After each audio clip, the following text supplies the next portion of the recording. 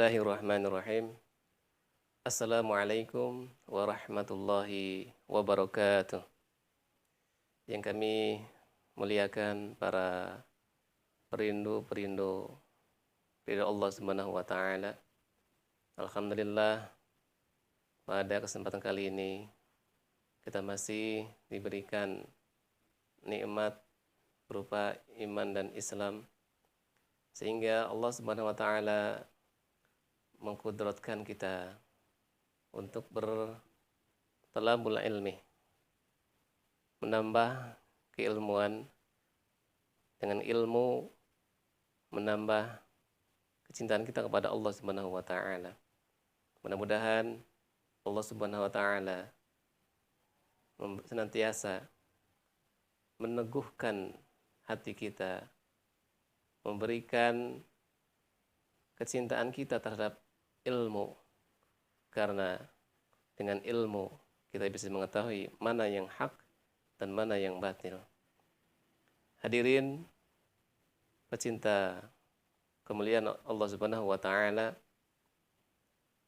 Allah Subhanahu wa taala menciptakan beberapa makhluk.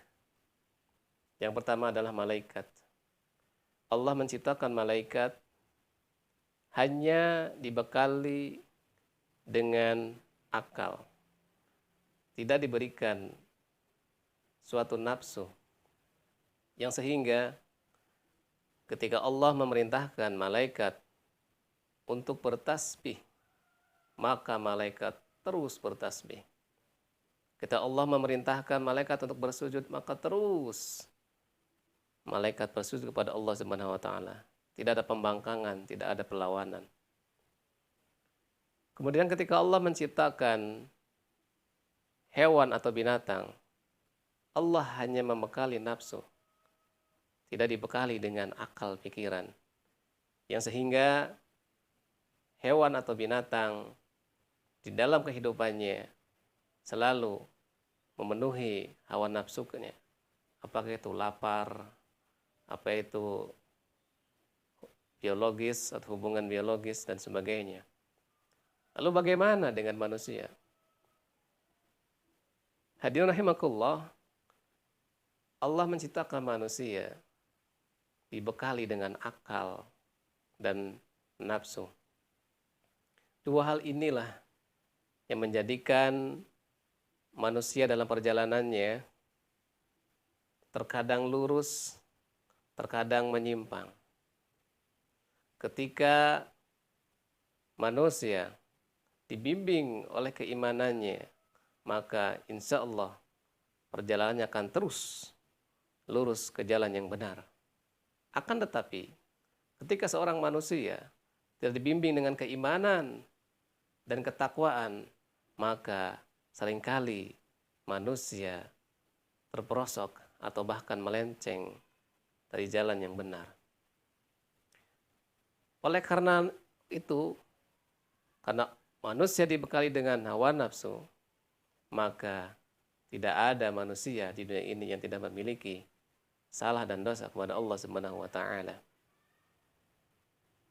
Akan tetapi, sebaik-baiknya manusia, jikalau dia melakukan suatu kesalahan, jikalau dia melakukan suatu dosa, maka manusia yang paling baik dan yang paling mulia adalah bergegas menuju ampunan Allah Subhanahu wa taala.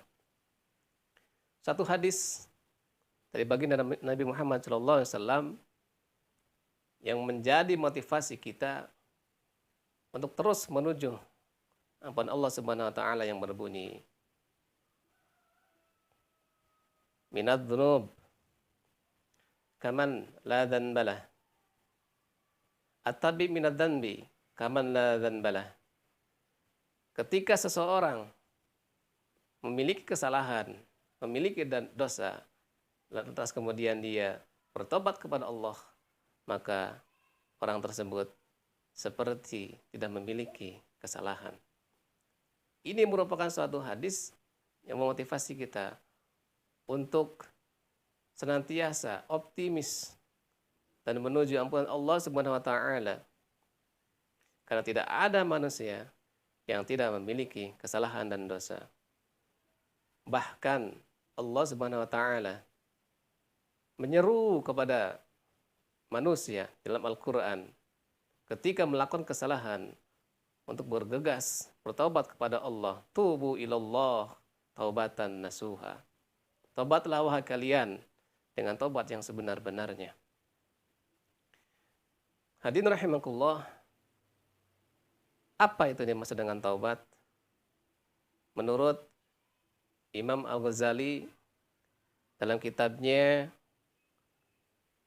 mengatakan bahwa at-taubat huwa ilal ruju' minat tariqil ba'id ila tariqil qarib, yaitu kembali dari jalan yang jauh menuju jalan yang dekat.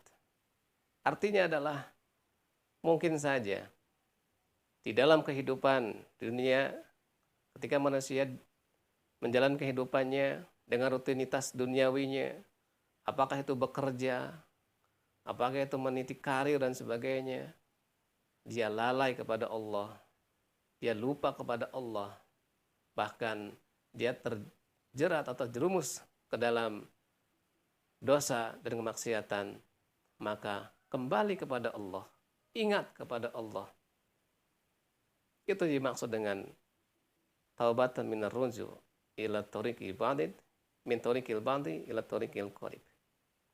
Hadirin rahimakumullah, oleh karenanya taubat merupakan satu cita-cita yang harus dimiliki oleh setiap insan yang merasa rindu akan surganya Allah Subhanahu wa taala.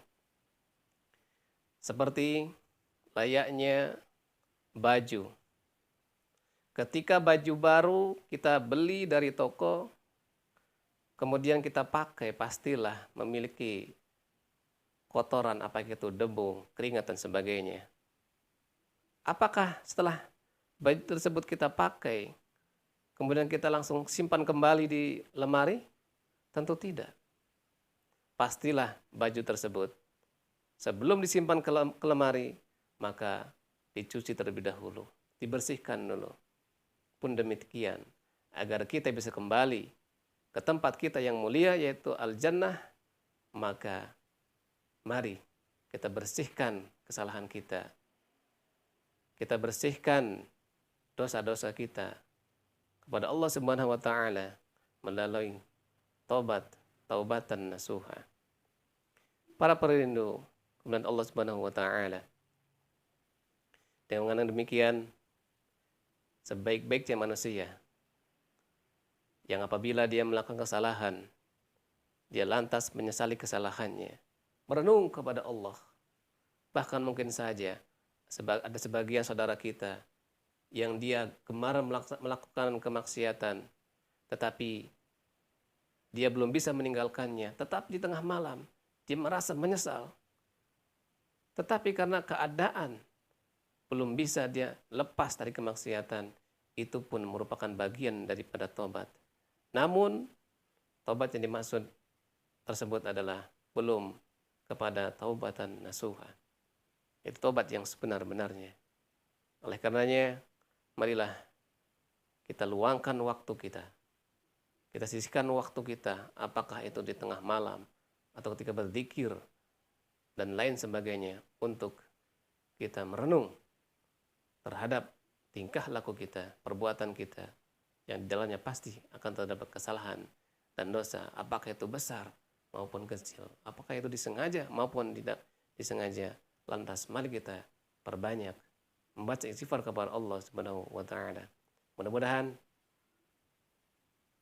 kultum singkat ini membawa manfaat bagi kita semua, khususnya bagi saya pribadi dan umumnya para pendengar, yang mudah-mudahan semakin mendekatkan kita kepada Allah Subhanahu wa taala, menambah ketakwaan kepada Allah Subhanahu wa taala. Karena modal yang paling dibutuhkan agar kita bisa menuju surganya Allah Subhanahu wa taala adalah ketakwaan kepada Allah Subhanahu wa taala. Sekian yang bisa kami sampaikan, mudah-mudahan ada manfaatnya dan ada barokahnya. Wallahul muwaffiq ila aqwamit thoriq. Wassalamualaikum warahmatullahi wabarakatuh.